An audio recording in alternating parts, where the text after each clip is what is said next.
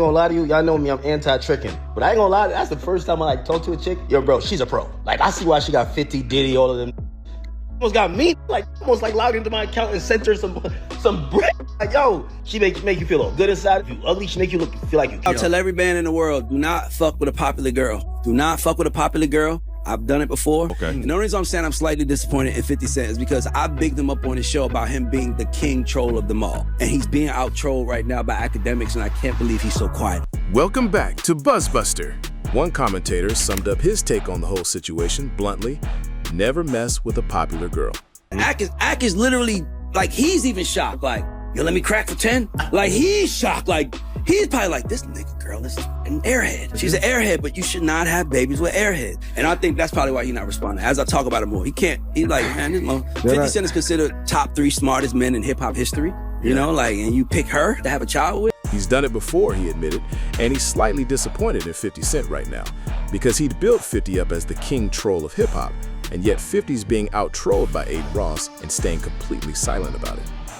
His theory was that 50's shock isn't really about the situation itself, but about who's involved. That Daphne Joy might be an airhead, in his words, but you shouldn't have children with airheads. Bro, but you know Akademiks gonna get off that Henny bottle, he gonna get on the stream, and he gonna start typing up, searching everything and go off on them rants. He gonna put them under that microscope, like, and he gonna get his whole minions on 50 head. So I think 50, like, I don't want to deal with that. Yeah, he, like, if Ak have a scandal, like you were saying, then I think he will start trolling. And that's probably part of why 50 isn't responding the more people talk about it. He pointed out the irony of it too, that 50 Cent is considered one of the top 3 smartest men in hip-hop history, and yet this is who he chose to have a child with. He went on, half joking, that Daphne Joy is clearly good at what she does, pointing to her past connections with 50 and Diddy as proof, and that he could see the appeal. You know, 50, take it like a player. You had a child from a sex worker. I mean, she a sex worker. Joking he'd almost sent her money himself. But he predicted 50 wouldn't stay quiet forever. Eventually, he said, 50 would get off the Hennessy, get on a live stream, start digging through everything, and go on one of his signature rants, putting Aiden Ross under a microscope and sending his whole fan base after him. Still, he figured 50 might be holding back specifically because he doesn't want to deal with the fallout, unless Aiden gets caught up in his own scandal, at which point he expected 50 to go after him. I want to say this: if you're a man, don't be with a woman that's impressed by what you have. Oh, yeah. Be with a woman that's impressed by you. Because if you're with a woman that's impressed by what you have, someone can always impress her and get in a room with her. And when a man crowns a woman a wife, ex-wife, mother of my child, he's crowning her a jewel in his life. That same conversation touched on an older exchange where Ross had told 50 to take it like a player, referencing the mother of one of his children and her past work as a sex worker. One person offered some broader relationship advice in that same breath. Don't be with a woman who's impressed by what you have. Be with one who's impressed by you, because anyone can walk in and impress somebody with money. When a man makes a woman his wife, his ex-wife, the mother of his child, he's essentially crowning her a permanent fixture in his life. I think 50 is, I like what somebody said, 50 is waiting, and we sometimes irrationally think emotionally, and he's probably just waiting. And that child is going to grow up loving both parents, regardless of what's said publicly. The general read from that conversation was that 50 might simply be waiting for the right moment, rather than staying silent out of indifference. Just a few hours after celebrating another birthday, 50 Cent was already back in the headlines. He officially turned 51 on July 6th, and people wasted no time revisiting everything he's built over the years. Can't believe 50 Cent is not like that. To me, that tells me, in my opinion, that says he really cared about it. Or he don't want to hurt his son. Something is making him not go nuclear, because the guy that we know 50 to be, He would go nuclear. Right what? now. But I think it's his son. Yeah. I think it has to do with his son. Yeah, there you go. Has to. Because 50 loves his son. And, you know. Whatever critics try to claim, the numbers tell a different story. Globally, 50 Cent has reportedly moved the equivalent of more than 60 million albums, based on figures that haven't even been fully updated in years, meaning the real total is likely even higher. His footprint in hip-hop stretches well past music at this point, through business ventures, television projects, and a brand that stayed relevant year after year. Even now, his name alone is enough to spark debate the moment something connected to him happens. 50 Cent, after your first album with Diamond, no one around you thought it'd be a good idea to renegotiate that horrendous contract you was in? Well, who got worse, man? Who got worse? That brings us to the other story that's had people talking. Media personality Ray Daniels weighing in on the viral moment involving Adin Ross and 50 Cent's former partner Daphne Joy after the two were spotted on what a lot of people described as a date. That situation spread across social media fast, with fans debating from every angle what might happen next. Ray Daniels offered his own theory on why 50 hadn't reacted yet, suggesting it says something meaningful, that 50 genuinely cares or doesn't want to hurt his son, and that something is clearly holding back the explosive reaction people expect from him. He tied it directly to 50's son, arguing that's likely the real restraint here. And also, to your point, right? I think we said this last time we were here. Akademiks is always online. He's online every night, and he's talking for hours. Whereas 50, he has a lot of power, and he could post a picture maybe 3-4 times in a day. It's going to catch a wave. For sure. But I don't know if that's going to beat a nigga talk. Someone else in the conversation brought up 50's own history, pointing out that after his first album with Dr. Dre, nobody around him thought to renegotiate the rough contract he'd originally signed, adding, half joking, "Who got worse, man?" They also noted that Adin Ross posts constantly, talking for hours online every night, while 50 might put up a picture 3 or 4 times a day, enough to catch a wave of attention, but maybe not enough to compete with someone who's online nonstop. Still, the group agreed 50 has a long history of responding to trending topics in his own particular style. But my thing is 50 is fucking with Jay and Beyonce. You fucking with Tip and his wife. You fucking with everybody. And now this dude is back fucking with you, and you ain't said nothing. Man, you gotta remember, man, 50 and Floyd, real cool, right? So he has picked up maybe pick your battles. Yes. He not gonna fight everybody. He not gonna fight people he think that can beat him. Like that, and he'll also blow Akademiks up even more. Like, Akademiks is popular, but like 50 would shoot him through the moon. Yeah. So plenty of people expected some kind of reaction sooner or later. One person pointed out that 50 has beefed with Jay-Z and Beyonce, with T.I. and his wife, with basically everybody. And now here's somebody actually involved with someone from his own life, and he said nothing. Someone else offered a counterpoint, that 50 and Floyd Mayweather are genuinely close, so maybe he's simply picking his battles, deciding not to fight everyone at once, possibly worried that going after Adin Ross could actually blow Adin up even bigger. I just want to say this. If you're a man, don't be with a woman that's impressed by what you have. Oh, yeah. Be with a woman that's impressed by you. Because if you're with a woman that's impressed by what you have, someone can always impress her and get in a room with her. And when a man crowns a woman a wife, ex-wife, mother of my child, he's crowning her a jewel in his life, right? Whether he likes to believe it or not, because that child is going to grow up, and no matter what, that child is not going to not love his mother. That child is going to love it. Like how Lil Ball was like, hey, I'm cool with my dad, but hey, my mom I love both of them. It's just, that's the game. You're going to play that game. You know what I mean? I just think that, like, I ain't gonna lie. When I saw Ak fucking with Daphne, I said, 50 about to end this dude. And 50 didn't say nothing. That's why I was like, given how popular he already is. Ray Daniels admitted he was among those expecting 50 to say something, especially since moments like this tend to generate exactly the kind of attention 50 has built a reputation for capitalizing on. He repeated the same relationship philosophy from earlier. Don't be with someone impressed by what you have. Be with someone impressed by you. Let you know, 50, take it like a player. You had a child from a sex worker. I mean, she a sex worker. Because a child raised in that situation will grow up loving both parents no matter what gets said in public. He admitted that when he first saw Adin with Daphne, his gut reaction was that 50 was about to end him publicly. And the fact that 50 said nothing surprised him. The story quickly became a hot topic across podcasts, live streams, and social media, with people wondering whether it would eventually turn into another headline. like, I'm surprised. Now don't sleep. Now 50 could be waiting on his moment too now. I really do think he's sitting on it. He's a Cancer, you know. He might be playing chess. Yeah. He might be playing chess, right? Always but it's one scandal away from 50 just going But my thing, crazy. but my thing is you made an entire documentary around Puff because he was hitting her. Involving one of hip-hop's biggest personalities. As the discussion grew, Ray Daniels explained why a response from 50 felt almost inevitable to him, floating the idea that 50 might simply be waiting for his moment, playing chess rather than checkers, and that it might only take one more scandal to set him off. Someone brought up 50's own Diddy documentary as evidence of how seriously he takes these situations, given the subject matter involved. I know, but that's what I'm saying. But Akademiks is an easier target than Puff. No, I don't think so. But Akademiks sits there for people pay Akademiks thousands of dollars to shut up. Like they pay him to shut up. Like, please don't say my album sucks, please. Like, you know what I'm saying? Like, they pay him to be quiet. Daniels explained that he genuinely expected 50 to jump into the conversation almost immediately, given his track record of engaging whenever his name or people connected to him become part of a trending topic. Someone pushed back, arguing Aiden Ross is actually a harder target than people assume, joking that people pay Aiden Ross real money just to keep quiet about certain things. Yo, Ak, is that you, nigga? What you doing with Diddy's ass? When Aiden was seen spending time with Daphne Joy, social media exploded with speculation and jokes, fans flooding comment sections wondering whether 50 would post something or handle it his own way.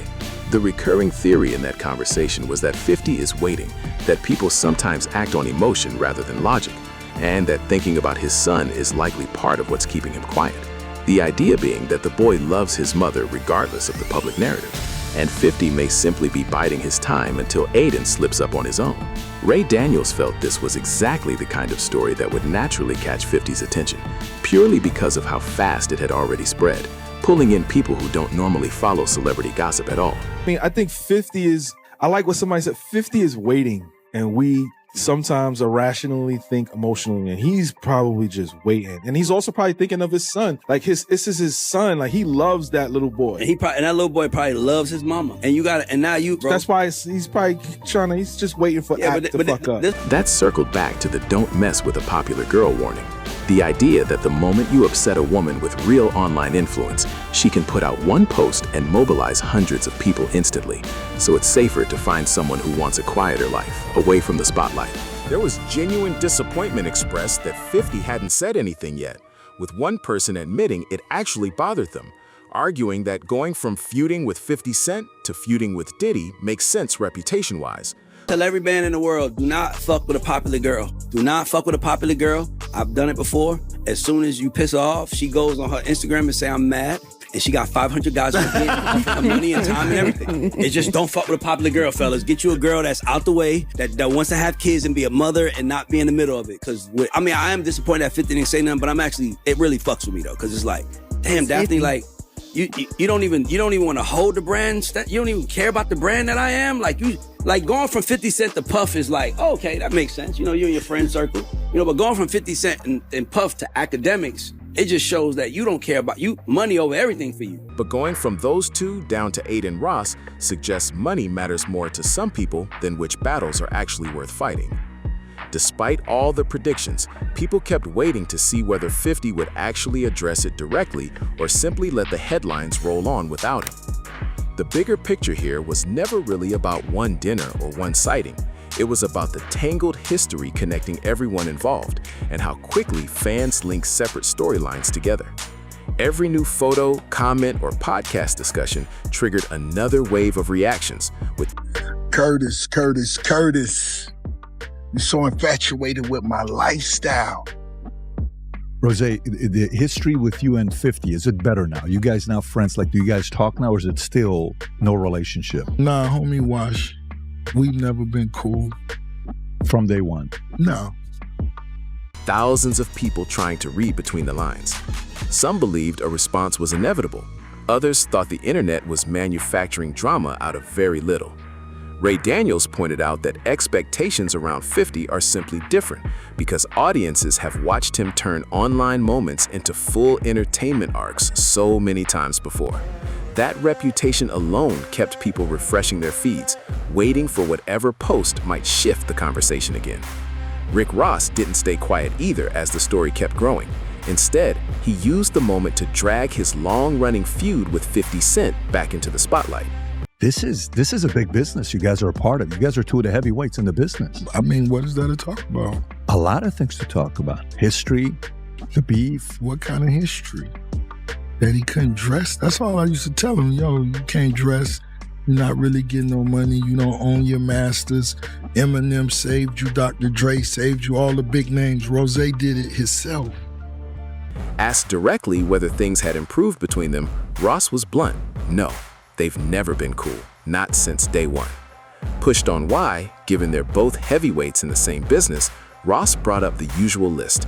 50's fashion sense, the fact that 50 doesn't own his masters and needed Eminem and Dr. Dre to essentially save his career, while Ross insists he built his own path through slip and slide with nobody handing him anything. He said he wasn't speaking down on 50 for living in a 2-bedroom apartment, just noting that he does. I came in through slip and slide. I had to build this myself. And I'm not speaking down on him because he lives in a 2-bedroom apartment, but he lives in a 2-bedroom apartment? 2-bedroom. Catch the alley hoop now. Got him one by Yama, this bitch. 2-bedroom apartment. Yes, he does. And if he does, bro, what does that say about him? Come on now. Just the alley hoop. Come on now. What does it say about him? You're saying 50 lives in a 2-bedroom. He just did a big documentary on Diddy that blew up. It was a #1 documentary for like weeks.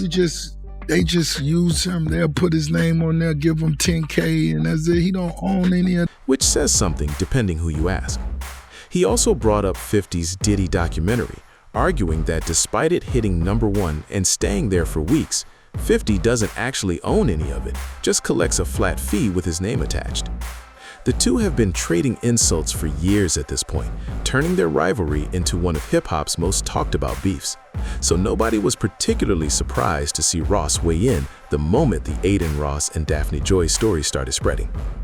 As clips circulated from live streams and social media, the old rivalry became part of the larger conversation all over again. One recurring point people made was that a lot of fans call 50 Cent a bully. People be saying 50 Cent is a bully, but listen, hear me out. So Rick Ross went on the podcast. He was on the podcast, Joe and Jada. Now during this podcast, Fat Joe got to talking about something, but Fat Joe ended up saying like, yeah, like a lot of these older rappers that's washed up and ain't got no motion. Rick Ross busts out and say, yeah, like 50 Cent. And I guess Rick Ross had on this long ring on his finger, and I guess it's supposed to be worth $1 million. Now, he in the podcast, but Fat Joe tell him, like, nah, that ain't who I'm talking about. We ain't about to do that. And you already know Jadakiss, he over there just laughing. Then, next thing you know, Rick Ross like, yeah, I could just take this. Can you imagine me smacking him with $1 million ring? And then Fat Joe tell him again, bro, you doing too much, you reaching, that's not what I'm talking about. You creating some shit that's not here. That's not what I'm talking about. I'm not talking about 50 Cent. Next thing you know, he get to saying, yeah, what's the black motherfucker with the two-tone, his forehead a different color? Talking about Uncle Murder. But then when 50 Cent reply, y'all gonna say 50 Cent bullying. Y'all drop a comment, let me know what y'all thinking of y'all. But the counterexample often cited involves Rick Ross himself, specifically an appearance on a podcast with Fat Joe, where the conversation turned to older rappers being washed up. Ross reportedly jumped straight to naming 50 Cent, at one point holding up an expensive ring on his finger, supposedly worth $1 million, and joking about smacking somebody with it. Fat Joe reportedly shut that down immediately, telling Ross that wasn't who the conversation was about and that he was reaching. Ross then apparently pivoted to describing Uncle Murda by his appearance instead. The framing from commentators was pointed. If 50 responds to something like that, people call it bullying, but the instigating comments rarely get the same scrutiny. In an older, separate clip, it's an opportunity to create energy or like a excitement for the actual release of a record. And I understand that it may be more attention than you usually get, but it'll be the kind of attention that when it goes away, you go away. The company, the system might actually feel like it's a good idea for the moment until they realize that I won't stop. There's nobody in control of me. I'm deciding to fuck your life up. Rick, bro, I'm gonna fuck your life up for fun. This is not new. I do this all. 50 addressed the dynamic around industry attention more generally, arguing that some people mistake manufactured energy for genuine excitement around a release, and that kind of attention fades the instant the hype dies, unlike his own staying power. He made it clear nobody controls him and that going after somebody publicly is simply something he does because he enjoys it. Nothing new, just business as usual for him. During one live stream, Rick Ross made a series of comments aimed at 50, including the claim that your baby mama is a sex worker. Again, a claim from Ross made in the context of their ongoing feud, not a verified fact about Daphne Joy. 50, take it like a player. You had a child from a sex worker. I mean, she a sex. It spread rapidly online, with blogs, podcasts, and reaction channels debating whether it crossed a line or was simply more of the personal back and forth these two have engaged in for years. In that same stretch, Ross was asked whether he actually wants problems with people, and he said no, he doesn't go looking for it, but if somebody brings a problem to him, he treats it as no problem at all. Somewhere in the middle of all this, Ross also fielded questions about mowing his own lawn, confirming that yes, actually do I want a problem? No, I don't think I don't ever want a problem. But when they say they want a problem, I say no problem. People in his area know when the weather's right because they see his tractor route, a proper John Deere with tinted windows, radio, and AC. Asked how many acres he covers, he wasn't entirely sure, guessing close to 400, and said he usually brings friends along when he does it, brushing off any suggestion that he's just trying to save money by not hiring it out. Instead of cooling the conversation down, the back and forth only fueled more discussion online, reinforcing that whenever Rick Ross and 50 Cent both become part of the same story, people pay attention and the internet starts picking apart every new detail. After Ross's comments made the rounds, the online reaction was intense and plenty of people weren't buying his explanation. Rather than settling things, his response seemed to generate even more pushback. One person online argued it read like a PR stunt to distract from underwhelming numbers, arguing that if you actually have hit records, they speak for themselves without needing a headline-grabbing comment. Another simply called it one of the more embarrassing moments of his career, comparing him unfavorably to other industry figures known for excessive self-promotion. Is it common knowledge that you mow your own lawn? I think everybody in Fayetteville, they kind of know when the weather's right and they see that big tractor out there. You are got the tractor? You're mowing your lawn. Like a John Deere or something like that? One time for John Deere. Look at it. What kind of rich cut his own grass? Why you out there cutting your own grass? Got the one with the radio, the AC in it. I tinted the windows. How many acres you mowing? Man, I'm not even sure now. I believe close to 400. When I go out and mow the lawn, I had a homies with me too. You're trying to save money, nigga? A hip-hop media personality piled on too, pointing out that nobody actually cares whether Ross got an advance from his label, and that they'd never seen someone so desperate to be perceived as a rich boss by the public. As the reactions kept stacking up, one comment that got a lot of traction simply called the whole back and forth an illness at this point, capturing just how split public opinion had become. At the same time, another thread emerged as fans started comparing album numbers. Some pointed out that Drake's Iceman had reportedly moved around 80,000 units in its latest tracking week, while early industry estimates suggested Ross's upcoming album might open somewhere between 24,000 and 30,000 copies in its first week, figures that could always shift once official numbers are released. Between the album comparisons, the resurfaced rivalry, and the viral clips, the headlines showed no signs of slowing down. Circling back to Ray Daniels and the original story, one pattern that keeps showing up in these conversations is how often people expect 50 Cent to respond whenever Daphne Joy's name resurfaces in the news, almost as if every headline eventually boils down to the same question: is 50 going to say something? That's not a new dynamic either. Fans have pointed to older instances, including when Fabulous referenced Daphne Joy in a diss track aimed at 50 years ago, with people watching just as closely then to see if he'd respond. Looking at the actual timeline, though, raises a fair question. You don't want to pay for the lawn to get cut, huh? The AC broken in the... So we got a bunch of other smaller tractors. So when they see the big one out, they know that's the boss. Dude, that's the friendship I aspire to have. No, that's a all friendship. Your homies on the weekend, like, yo, what y'all? Yeah, let's cut the grass. No, that's some of the coolest shit ever. 50 Cent and Daphne Joy haven't been together in well over a decade, so it's worth asking why there's still this expectation that he weighs in every time her name comes up. Even after all these years, the internet keeps linking their names together, and every new story seems to restart the same conversation from scratch, a pattern that shows up a lot in celebrity culture, where old relationships get pulled back into the spotlight the moment something goes viral.